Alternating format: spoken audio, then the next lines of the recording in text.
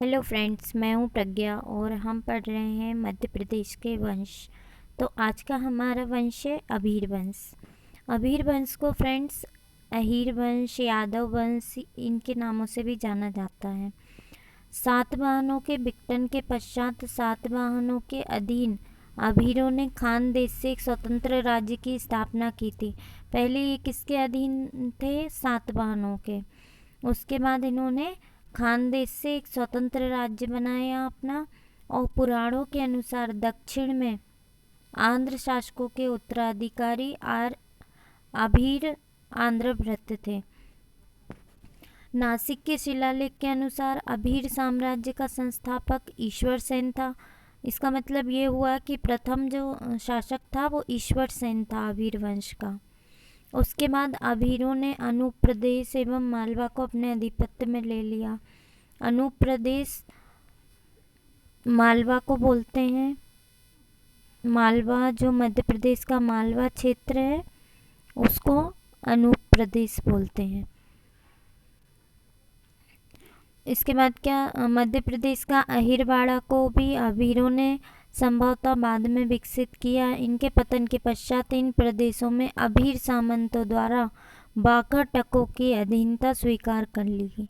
बाकाटक वंश जो था उसकी अधीनता इन्होंने स्वीकार कर ली थी।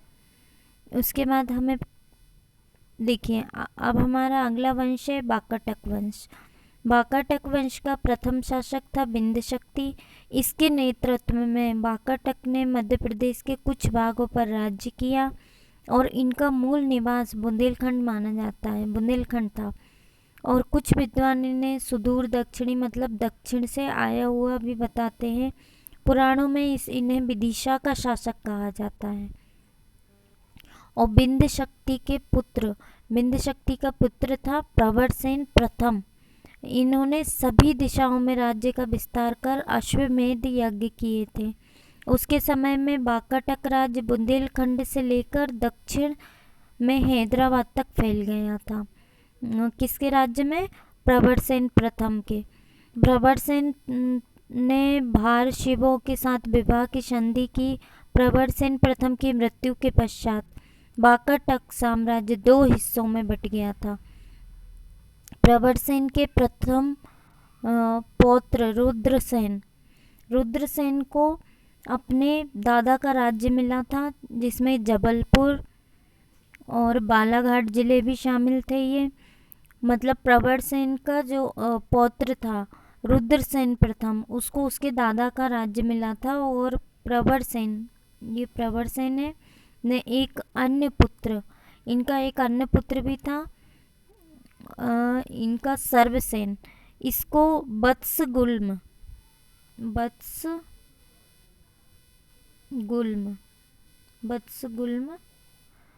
को राजधानी बनाकर एक अलग राज्य बनाया इन्होंने।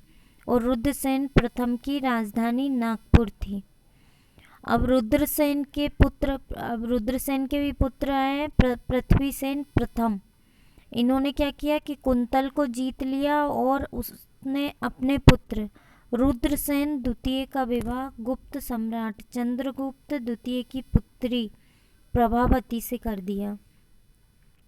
इसके बाद प्रभावती के पुत्र प्रवरसेन द्वितीय ने अपनी राजधानी प्रवरपुर स्थानांतरित कर ली। उसके शिलालेखों में उल्लिखित अनेक स्थान मध्य प्रदेश के बालाघाट, सिवनी, छिंदवाड़ा जिले तथा महाराष्ट्र के वर्धा और भंडारा में सम्मिलित हैं।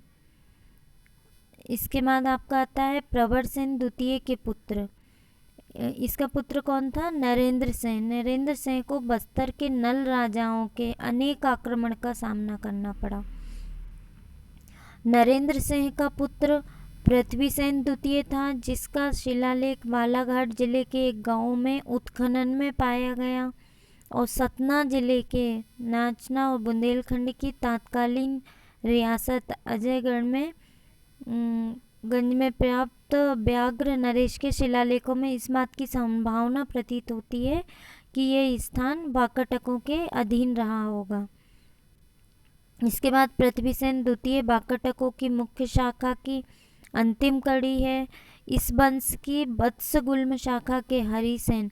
अब ये जो कड़ी थी वो यहाँ पर समाप्त हो गई। इसके बाद वत्सगुल्म जो सर्वसेन था उसकी, ये देखिए वत्सगुल्म सर्वसेन की शाखा थी ये।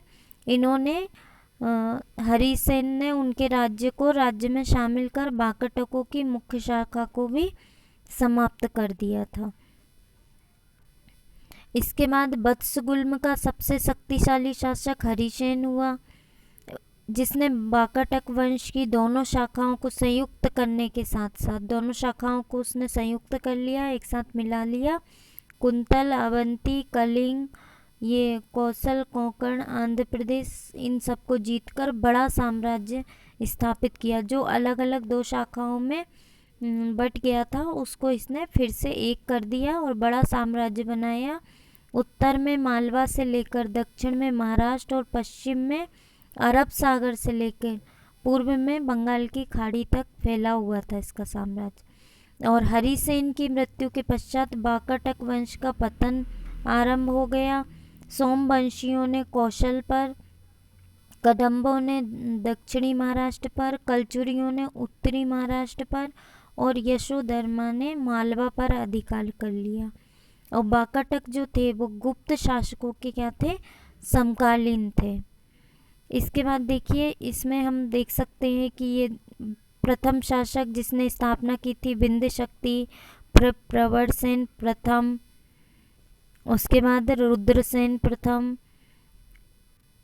पृथ्वीसेन प्रथम, फिर रुद्रसेन द्वितीय, प्रभावती गुप्ता।